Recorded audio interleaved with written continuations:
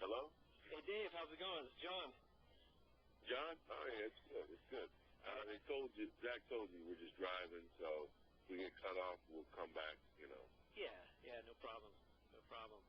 Are you writing? So you're writing, not recording. Actually, I am, but I'm doing both. Okay, all right. Whatever you want to talk. All right, sounds good. So you're doing some work to promote breast cancer awareness with Ask.com. And what should baseball fans know about breast cancer? Well, what should they know? Let me try to give the best thing, or not the best thing, but the things they should know. 1 in 8 women are going to be faced with it in their lifetime. Number one, men can get breast cancer as well. Early, continual, annual screening, early detection, very important. There is no cure, but if you find it, detect it early, they can really be helpful. You can avoid the consequences. Yeah. I am, and they should know, if they want to know, I am involved as a spokesperson teaming up with Ask.com, and Susan G. Komen. Race for the Cure is because my mother caught it years ago.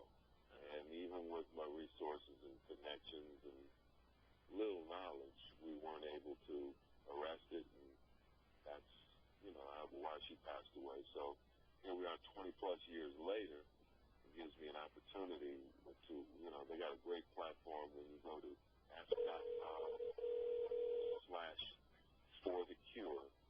You can find a whole, it's a great resource for knowledge and information and recommendations about what you can do, where you can go.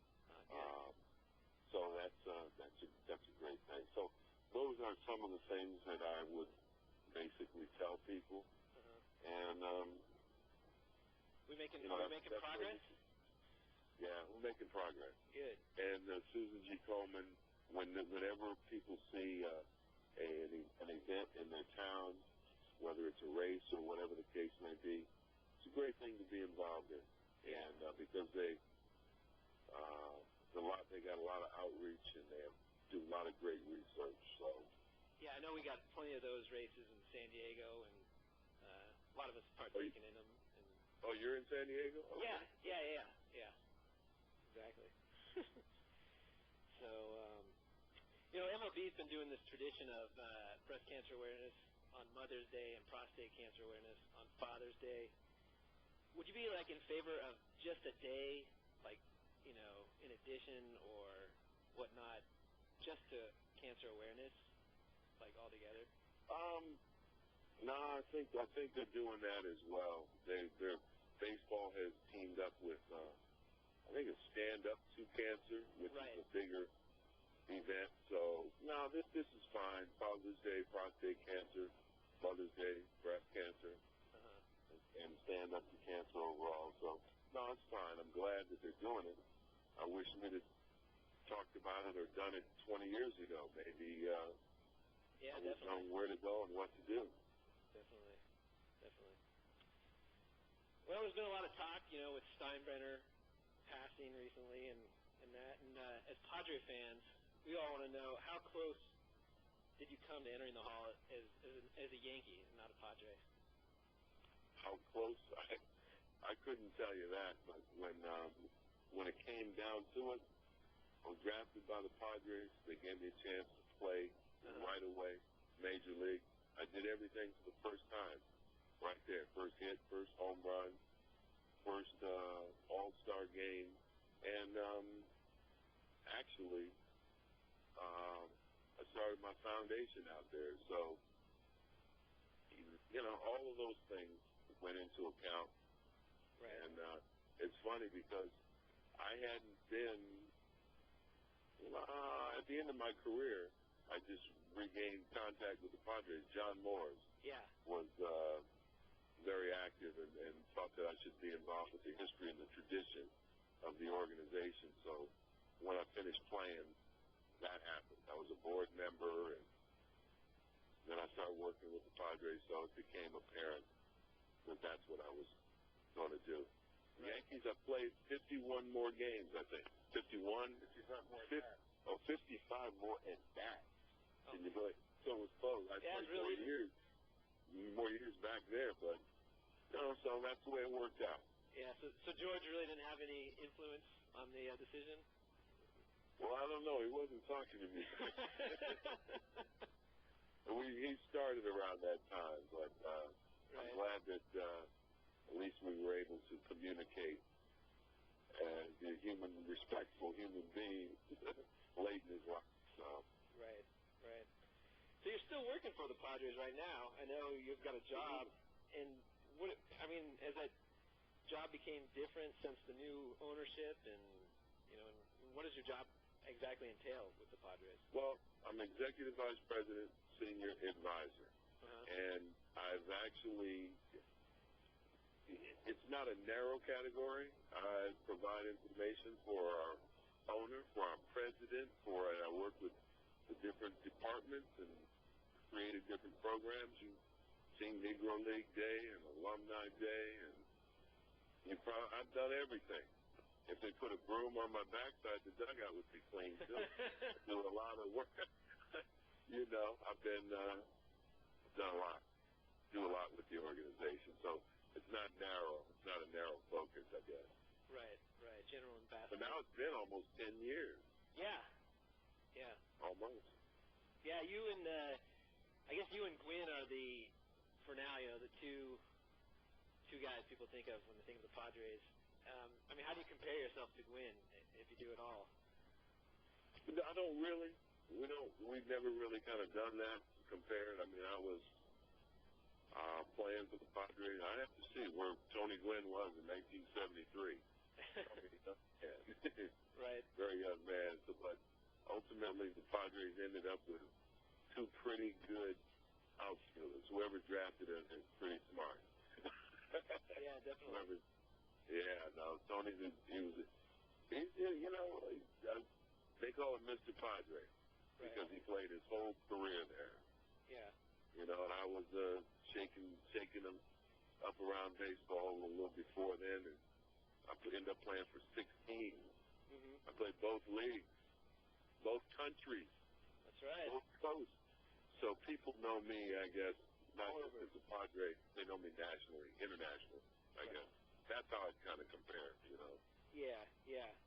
We know Gwynn's got that statue out there at Petco, and actually work on one for me. That's what I was going to say. I was saying, why isn't there one yet? And what can your fans do to get one built? I don't want to comment on it. You can start your campaign, though. I won't be mad at you. All right. We'll work on it. So you guys are headed over to the Little League World Series, huh? Yeah, we're passing through the farmland and the cornfields, and it's raining, but it's nice. This is America, man. This is rural America, but it's nice. Yeah.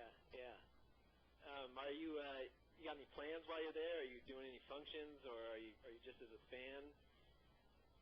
No, we're going to do some TV and some interviews. We've been doing it all day, kind of around the Little League World Series. It's going to be a great opportunity. We're going to make sure that a lot of these families are aware about breast cancer and resources where they can go. And because this is where my career started as a youth baseball player, and my mother used to come out to the games and watch me and my brother all the way up through professional ranks. So it's just that's what I'm doing. I'm here for that business. Right. And plus, my ESPN guys are broadcasting. So yeah, exactly. You going to call a couple games? Nah, but I might jump in there for an inning or so. That's cool. So, when you were a kid, though, in Little League, how'd you do? You're a pretty big guy, so.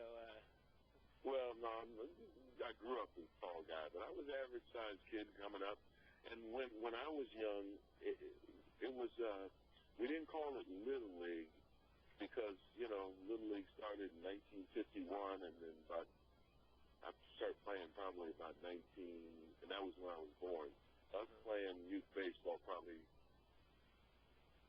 just before 1960, late 50s, start fooling around with baseball, but it was youth baseball, Parks and Rec level. So how was I? We started off average kids, and then I got better as time went on because we had good coaching, and we had a lot of fun, promoted team and community togetherness. So by the time I was in high school, I was all city, and I was drafted by the Baltimore Orioles. I bet you didn't know. Baltimore Orioles, 35th round as a pitcher. Yeah, as a pitcher. That's like, looking back on it, that's kind of funny. But you had that arm. Yeah, and I said, no. I said, we can give you $500 and a bus ride to Winfield, West Virginia. I said, no thanks. I'm going to the University of Minnesota. And then that's when the Padres got me next go round. Right. So you grew up in Minnesota, right? Yeah, St. Paul, Minnesota. Yeah, any hockey influence there, or is just baseball and No, mostly baseball, basketball, and football. Yeah, I could skate. You could? Oh, yeah. Nice. I could skate. Nice. Cool. Well, it's been great chatting with you, and I don't want to keep you too long. All right. Well, I hope I've been informative, and, thanks for writing something. Yeah, definitely. And we'll try to meet up with you and catch you next time you're in San Diego. Okay, no problem. I'll see you. All right. I'll talk to you later. Bye-bye. Bye.